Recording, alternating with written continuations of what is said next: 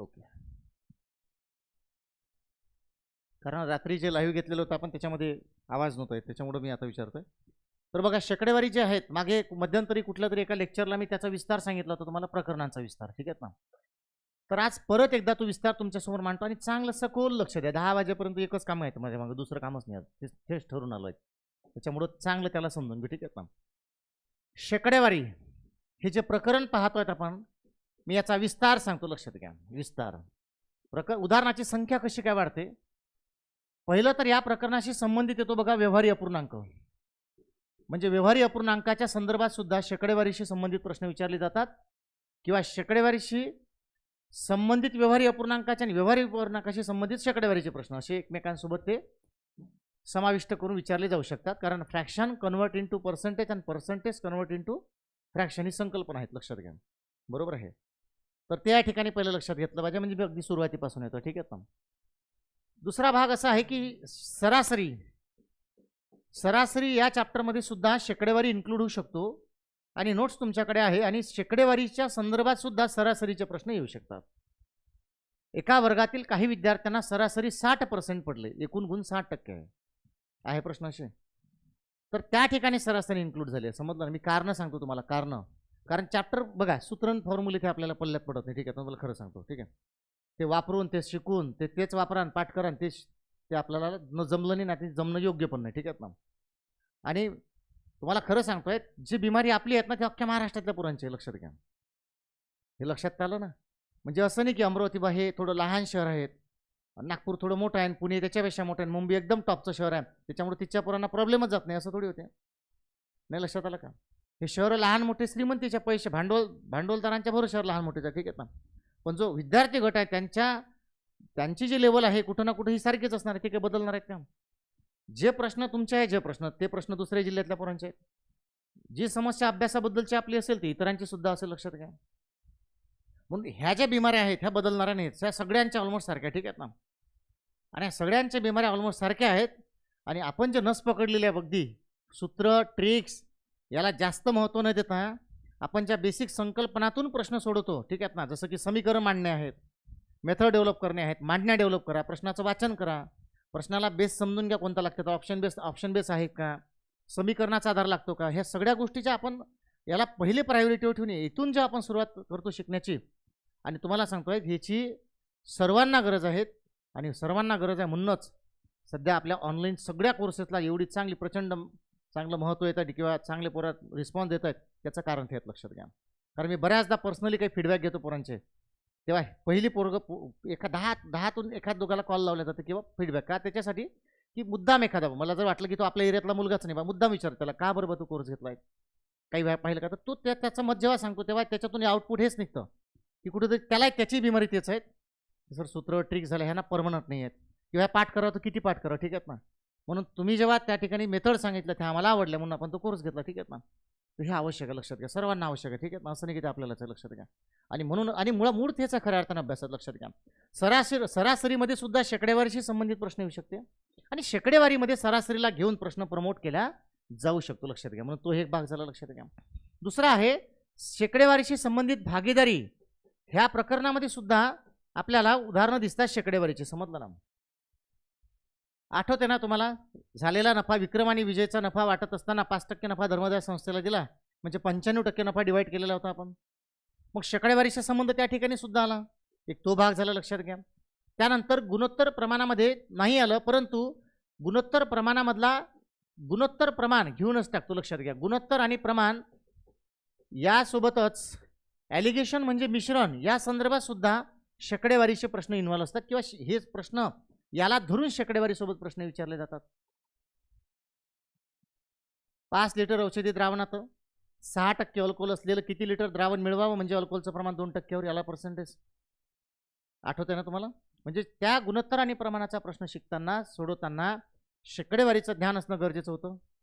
चला बघा कनेक्शन कसं, ठीक आहे ना. तो एक भाग झाला बघा.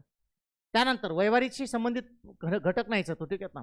मग आपण काळ वेग अंतर पाहिलं बघा, लक्षात घ्या. काळ वेग अंतर आपण आठवत असेल तुम्हाला, मोटारीच्या वेगाच्या 1.5 पट किंवा 50% जास्त आगगाडीचा वेग आहे. दोघींची भेटे 75 किलोमीटर होत आहे. ती 12.5 मिनिटांमध्ये थांबली होती. आठवते तुम्हाला शेकडेवारी त्या ठिकाणी, आणि असे अनेक प्रश्न लक्षात घ्या. एवढ्या पट आहे, तेवढा वेग जास्त आहेत. दुसरा अजून काळ कामाशी संबंधित सुद्धा ते प्रकरण आहे, लक्षात घ्या. काळ आणि काम.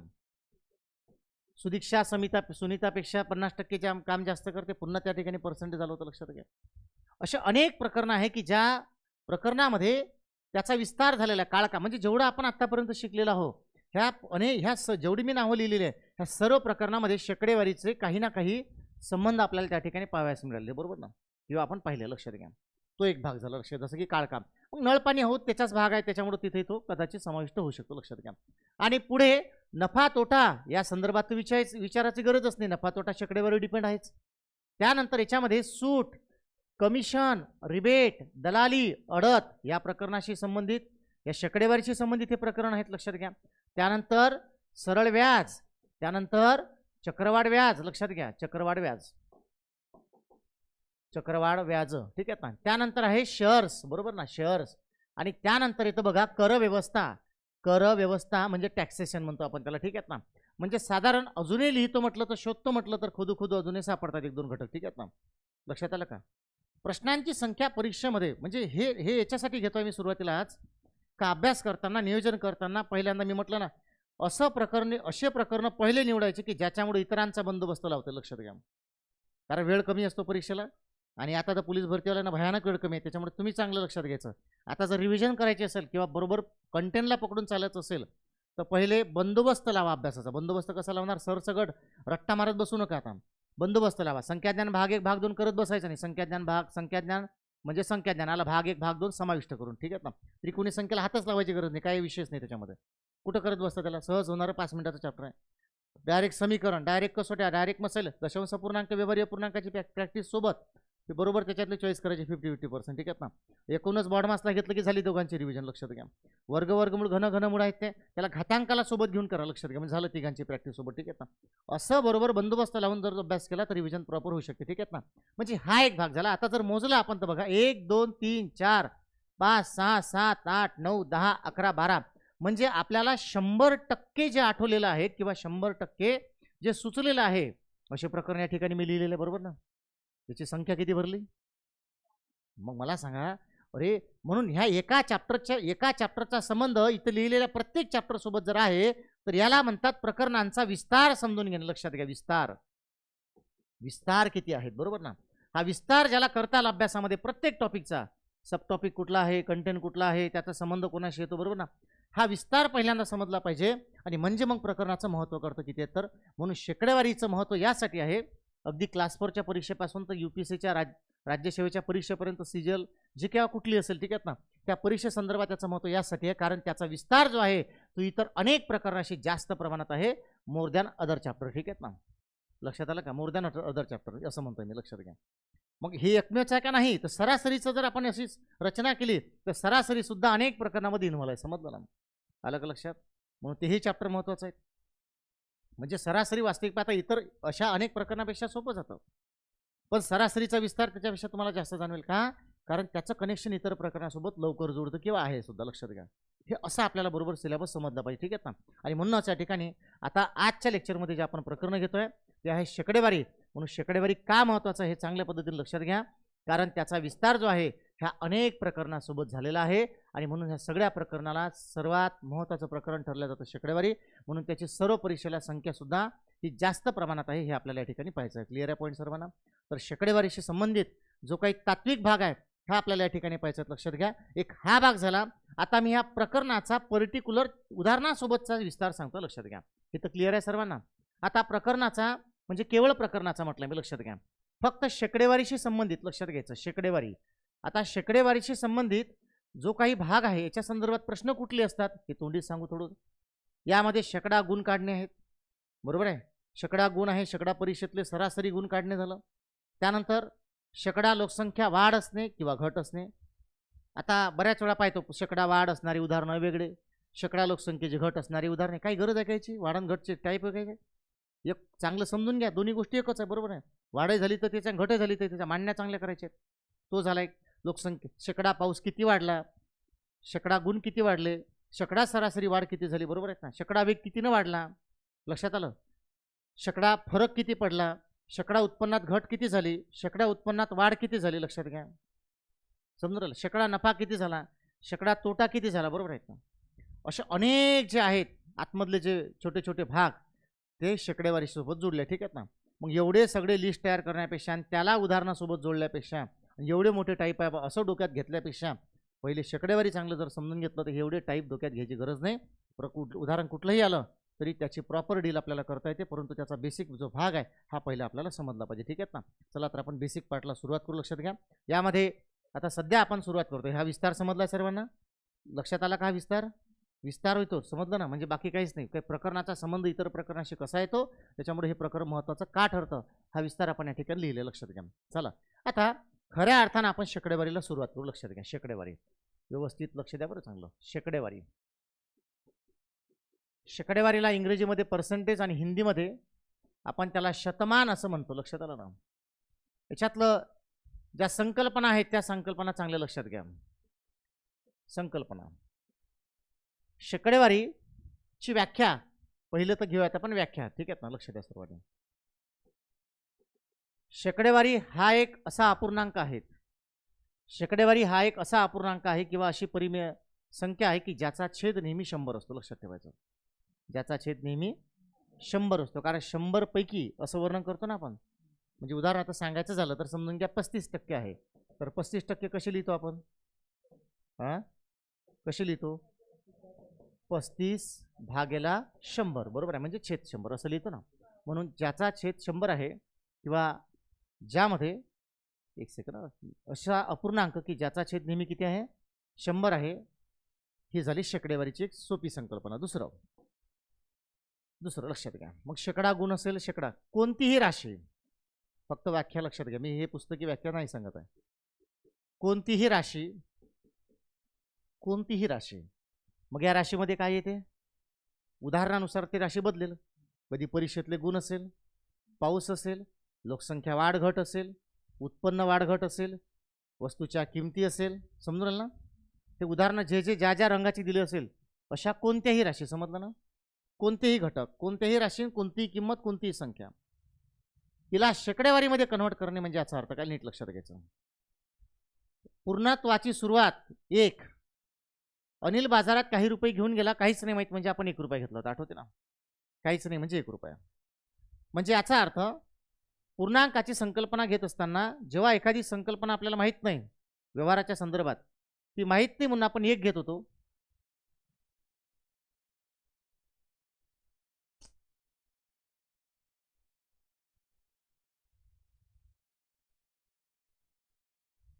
ठीक आहे, माहीत नाही म्हणजे 1 होतो. समजा का, कारण काहीच नाही म्हणजे 1 पूर्ण हे आपण लावत होतो ना, आठवते ना तुम्हाला. 1 पूर्ण भाग, बरोबर आहे.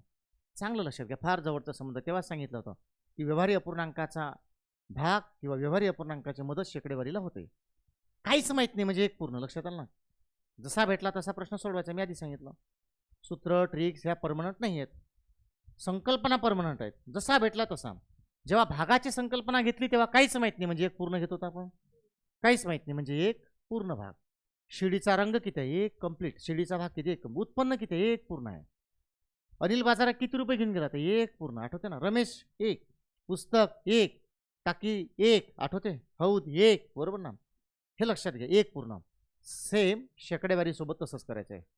इथून पुढचे जेवढे चॅप्टर मी सांगितलेले आहेत, नफा तोटा जे काही येते, काहीच माहीत नाही म्हणजे 100%. कळलं की नाही कळलं. बस जसा भेटला तसा त्याला सोडवायचा, मी आधी सांगितलं. जसा भेटला तसा. शेकडेवारीचं प्रकरण शिकताय आता सध्या पुढचे 10, 15, 20 दिवस डोक्यात 100च असते पाहिजे पूर्ण चॅप्टर सॉल्व्हपर्यंत. नफा तोटा, व्याजाचं प्रकरण, सूट कमिशन रिबेट, दलाली, नफा तोटा आणि शेकडेवारी हे सगळे प्रकरण सोडत असताना आता काहीच नाही म्हणजे डोक्यात 100 रुपये. कुठली राशी माहीत नाही म्हणजे 100%. उत्पन्न माहीत नाही म्हणजे 100%. परीक्षा किती गुणांची होती माहीत नाही, 100%. लक्षात ठेवायचं, बरोबर ना. उत्पन्न माहीत नाही 100%. पहिले किती होतं माहीत नाही 100%. लक्षात द्या बरं चांगलं. जे माहीत नाही ते 100%. लक्षात आलं का. कळत आहे सर्वांना. पाऊस किती पडला होता मागच्या वर्षी माहीत नाही 100%. लक्षात द्या. उत्पन्न किती झालं होतं माहीत नाही 100%. लोकसंख्या आधी किती होती माहीत नाही 100%. लक्षात आलं ना. 100 लक्षात आलं. जे काही माहीत नाही ते म्हणजे 100%. विषय समजून आला सर्वांना. एक तो भाग झाला, लक्षात घ्या. म्हणजे 1 पूर्ण. आणि म्हणूनच कोणतीही राशी लक्षात ठेवायचं, कोणतीही राशी, कोणत्याही राशीचे 100 समान भाग केले असतात. शेकडा कितीचा असतो? शेकडा कितीचा असतो? बोला चला. शेकडा अर्थात टक्का किंवा टक्के हे कितीचे असते? 100चा. म्हणजे कुठल्याही राशीची तुलना ही 100 पैकी किती आहे हे काढणे म्हणजे काय? शेकडा काढणे. शेकडेवारीची व्याख्या काय? कोणत्याही राशीची तुलना ही 100 सोबत करणे म्हणजे ती 100 सोबत व्यक्त करणे. ती 100 पैकी किती आहे असं सांगणे म्हणजे शेकडा काढणे होय. हे क्लिअर आहे का? मुद्दा समजून घ्या बरं, चांगलं लक्षात घ्या. परत एकदा लक्षात घ्या. शेकडेवारी म्हणजे काय? कोणतीही राशी ही 100 पैकी किती आहे असं व्यक्त करणे म्हणजे शेकडा काढणे. बरोबर आहे? हे झालं. ठीक आहेत ना? मग कोणत्याही राशीचे 100 समान भाग केले असता, लक्षात ठेवायचं, 100 समान भाग केले असता त्यातील एक समान भाग म्हणजे 1% झाला. त्यातील दुसरा समान भाग म्हणजे 2% झाले. त्यातले 10 समान भाग म्हणजे 10% झाले. कळत आहे विषय? अगदी सोप्याकडून कठीणाकडे जाऊयात. फक्त नस पकडून चला, व्यवस्थित लक्ष द्या. पूर्ण थिअरी नंतर लिहून देतो, पहिले पूर्ण समजून सांगतो. ठीक आहे ना? 15-20 मिनिटं समजून घ्या. 100चे 100 समान भाग पडले, मग त्याच्यातला एक समान भाग झाला 1 म्हणजे 1चा 1%. 5 असेल तर 5% झाले ना. मग तसंच 200 घेतलं, 200चे 100 समान भाग पडले तर आता 2 मिळून 1 झाला. 200चे 100 समान भाग पडले तर त्याच्यातला एक भाग 2चा झाला. मग 2 म्हणजे 1%, 4 म्हणजे 2%. कळत आहेत ना? 10 म्हणजे 5%, अर्धे, कारण इकडे डबल झालाय. मुद्दा समजून घ्या बरं, लक्षात घ्या. Same thing same. आता 300चे 100 समान भाग पडले तर 3चा एक समान भाग पडला म्हणजे 3 म्हणजे 1% झाला. 30 म्हणजे 10% झाले. समजून राहिला विषय? कळत आहे का? 150 म्हणजे 50% झाले. 500चे 1000 100 समान भाग केले. 500 ही राशी आहेत. 500चे 100 समान भाग केले म्हणजे त्यामधले 5चा एक समान भाग झाला. कारण 100 भाग जर पाडले तर 5-5चे सेटनी पडेल का 100, म्हणजे 5 मिळून 5चा झाला 1% त्या ठिकाणी. कळत आहे की नाही? 5-10 50, 10%चे 50 झाले, 50चे 10% झाले. कळत आहे मुद्दा? 1000 घ्या, 1000चे 100 समान भाग पडले तर त्यातला एक समान भाग हा 10चा होतो. मग 10 म्हणजे 1% झाला, 20 म्हणजे 2% झाले, 30 म्हणजे 30% झाले, 3%. समजून राहिला विषय? कळत आहे का? 100 म्हणजे 10%, 200 म्हणजे 20%. कळत आहे? 10,000चे 100 समान भाग केले, लक्षात घ्या. 10,000चे 100 समान भाग केले तर त्या ठिकाणी एक समान भाग हा 100चा आला. मग 100 म्हणजे 1% 10,000च्या तुलनेत, 200 म्हणजे 2%, 300 म्हणजे 3%, 400 म्हणजे 4%. कळत आहे की नाही? आणि 1000 म्हणजे मग 10% आणि 2000 म्हणजे 20%. मुद्दा समजून राहिला का? मुद्दा बरोबर आहे? पकड बरोबर लक्षात ठेवायची. तिसरा मुद्दा घेऊ. अजून लाख घ्या. 1 लाख घ्या. 1 लाखाचे 100 समान भाग पडा, त्याच्यातला एक समान भाग 1000चा झाला. मग 1000 म्हणजे 1%. विषय समजून राहिला ना आता? हे असं आपल्याला लक्षात घ्यायचं आहे. 50 ही संख्या 100% असं गृहीत धरलं तर त्यामधला अर्धा 0.5 हा झाला 1%. अर्ध्यावर आला ना आपण.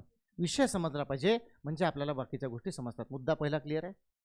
शेकडेवारी म्हणजे काय? तर कोणत्याही राशीची 100 सोबत तुलना करणे म्हणजे 100 समान भागात रूपांतर केलं असता त्यातील एक समान भाग म्हणजे 1% असे गृहीत धरल्यास ह्या पटीत किंवा ह्या तुलनेत आपण इतर पर्सेंटेज काढू शकतो. समजलं ना?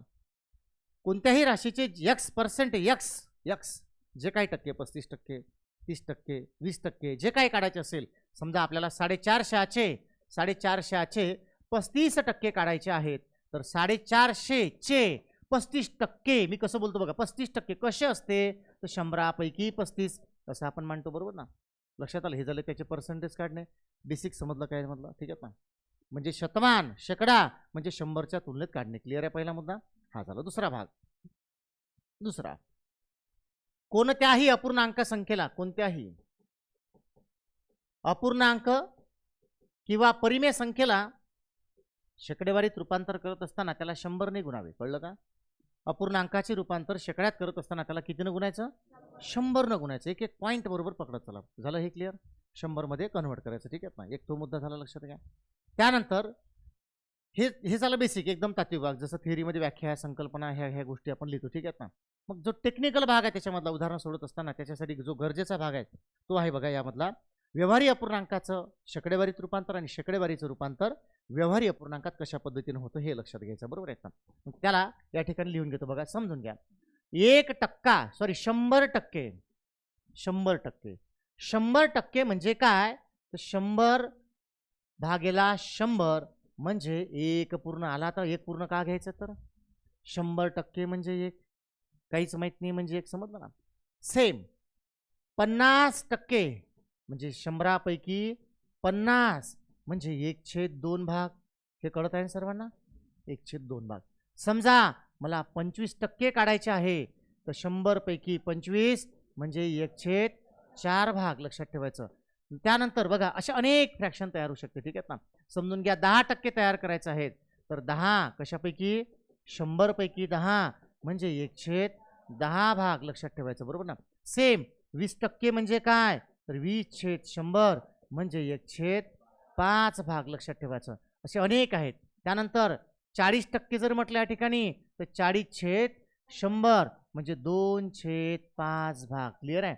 त्यानंतर समजून घ्या 12.5% आपल्याला लिहायचं आहे तर 12.5 100पैकी म्हणजे 1/8. लक्षात घ्या. आपल्याला समजून घ्या 6.25% काढायचं आहे तर 6.25 म्हणजे 6.25 100पैकी याच्या हे अर्धे झाले तर हा छेद डबल होणार म्हणजे 1/16 भाग. कळत आहे का सर्वांना? हे जे काय असेल कुठलंही घेऊ शकतो आपण. 30% म्हणजे काय तर 30/100 म्हणजे 10 3 30 10 10 100 म्हणजे 3/10 भाग झाला या ठिकाणी. क्लिअर आहे सर्वांना इथपर्यंत?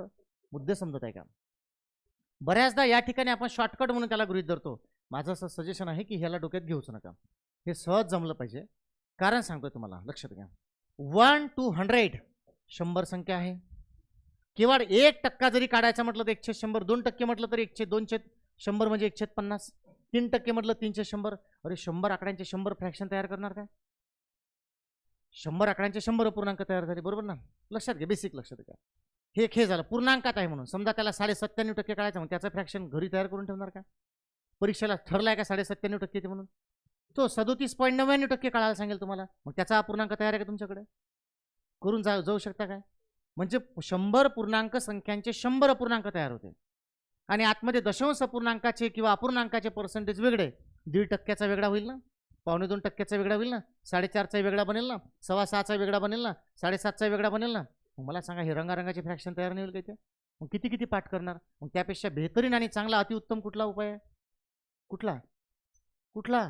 शेकडा काढता येणं. बस संपला विषय. शेकडा काढता येणं. समजा त्यानं जरी म्हटलं 37.99% मला काढून दाखवा एका संख्येचा, मग एक्स गुणेला 37.99 खाली झालं. एवढं तर जमलं पाहिजे.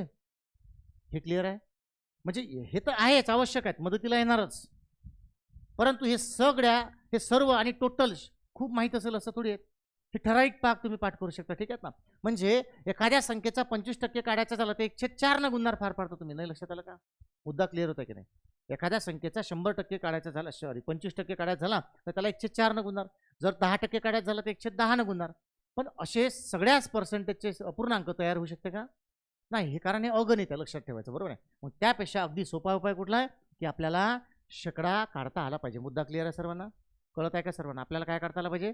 शेकडा काढता आला पाहिजे. हा पॉईंट सर्वांचा क्लिअर आहेत का? बोलत चला. क्लिअर आहे सर्वांचा? एक हा झाला. म्हणजे बेसिक आपल्याला या ठिकाणी तयार ठेवायचा. शेकडा काढता येणे. क्लिअर आहे सर्वांना? त्यानंतर दुसरा भाग लक्षात घ्या. आता दुसरा भाग कुठला आहे? शेकडेवारीशी संबंधित या ठिकाणी वाढ किंवा घट असे प्रश्न विचारले जातात. नीट लक्षात घ्या. हे शेवटला मुद्दा सांगतो आणि मग थिअरी लिहायला सुरुवात करतो. लक्षात घ्या.